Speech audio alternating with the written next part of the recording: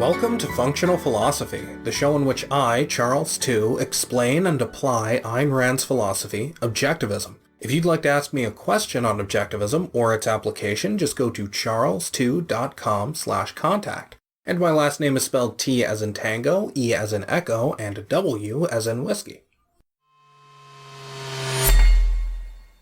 Next, can you explain an idea in understanding objectivism which emphasizes it is better to inductively draw conclusions rather than deductively create concretes from principles? How is this a different point than the one Peikoff made about oscillating from definitions concretes? Well, I don't know how you could confuse those 2 points. First of all, it's not better to inductively draw conclusions. It's only possible to inductively draw conclusions in the sense that, there are things you can figure out from either direction, but the base of everything is inductive knowledge. You can't start with deduction. You have to start with induction. And that's what Peikoff's saying. You don't really know that reason is man's means of survival if you just deduce it in a syllogism from premises. You have to think, example, man figured out fire. I go to work and do my job. And on whatever level that is, I'm using reason. If I weren't using reason, they could get a machine to do it. Even a janitor is using some level of reason. He's figuring out where to clean in a way that can't be automated yet.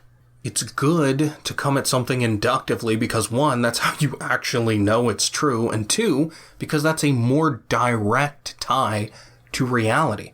The closer you can be to the world of perception, to the self-evident, the better. So it's good to remember your way up the chain rather than just being in the clouds, even if you derived it once and now you just remember the abstract logic. You shouldn't just remember that. You should always think about how you got there from reality, from the perceptual level.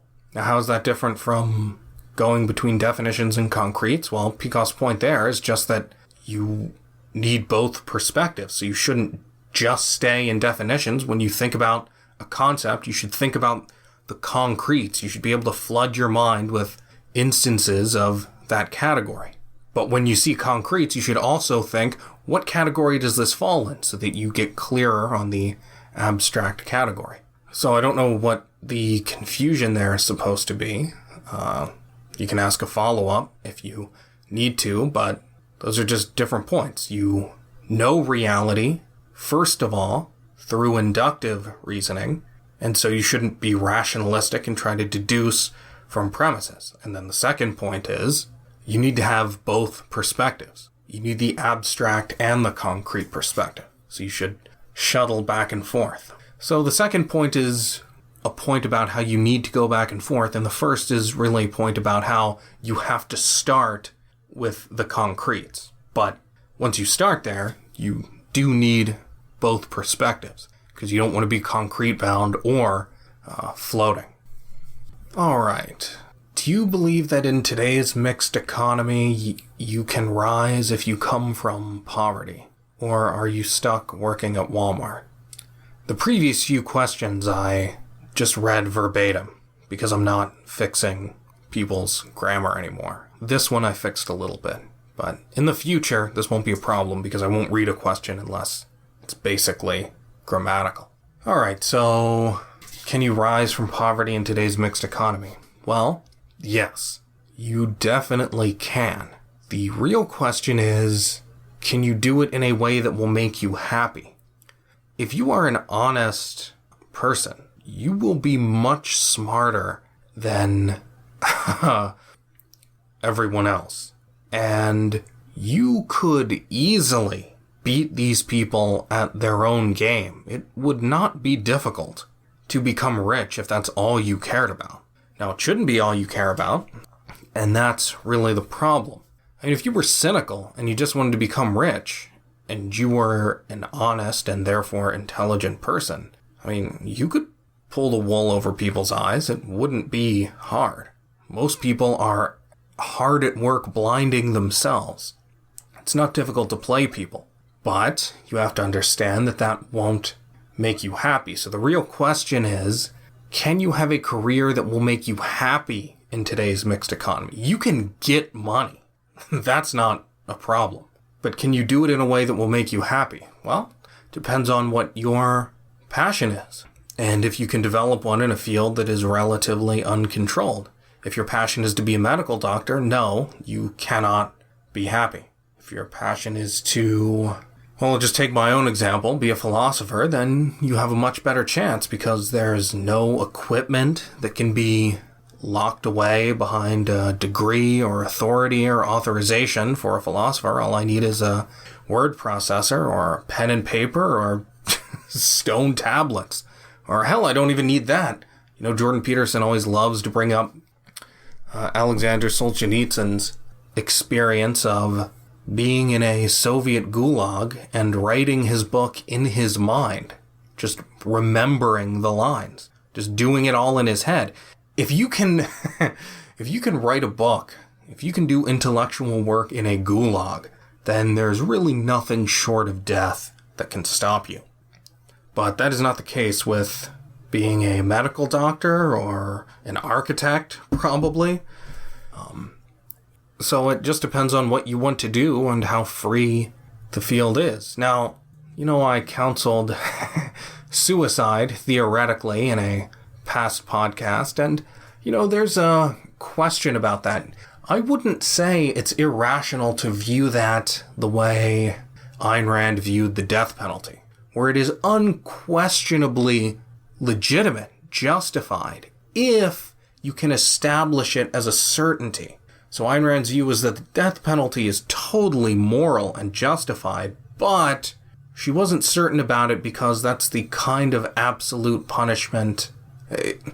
You can't take it back. Now, you can't take back any punishment. You can't give somebody back his years, but capital punishment is total in a way that, you know, just prison or fine or something else isn't. So there's a question of whether you could ever practically, legitimately have a death penalty. You might say the same thing here. If you could theoretically know you could never develop a passion for something, a field within which it's possible to work freely, then suicide would be proper. But can you ever really know that that's totally impossible? Maybe not. I mean, I might fly to Somalia and open up a private practice there before I killed myself. I'd try everything. So, I just wanted to add that, or make that addendum to my answer on that previous question. So, can you rise from poverty even today? Absolutely. Can you be happy in your career? That's much more difficult, but I wouldn't rule it out, and it varies depending on what your career is. In your video, Armored Skeptic Doesn't Understand Free Will, you make an interesting observation that many people, if not most, have a nihilistic bias when it comes to philosophical or scientific explanations. Do you believe this is Kant's contribution, or is it something else? Because I always noticed this growing up and knew it was wrong and not sure why people latched onto negativity and destruction as their go-to. Well, yes, it is definitely Kant. It is Kant in the sense that his philosophy rationalizes evil psychologies, and it's also Kant in the sense that his philosophy corrupted science by changing what science was seen as being. After Kant, science became the task of describing the appearances, and that's all you're doing. And of course, if you're just describing appearances, then you can have any kind of nonsense fairy tale going on beneath the equations. So that's just a license to be nihilistic and say, well, maybe there's nothing going on beneath them, in the Lawrence Krauss school of thought.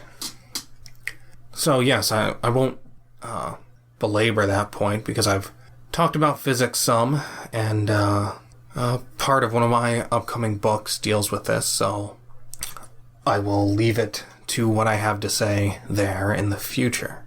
Do you believe it is irrational to have children in today's world? No. If you still find life worth living, then it's impossible to know that things will collapse so rapidly that it will be pointless to bring your children into the world, let alone a crime. I mean, the thing is, everybody can always just get out of reality when they want. You can just commit suicide. If things get that bad, you can just take it back. You're not immortal. Your children won't be immortal. It's definitely not mandatory to have children, but if you'd get pleasure out of it, no, it's not a crime to them or anybody else to have children.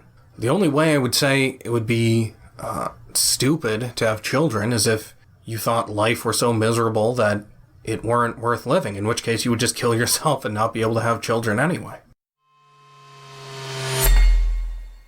If you'd like to keep up with everything I do, just go to charles2.com. If you'd like to enable me to do more, just go to patreon.com/charles2 and become a supporter. Thanks for listening.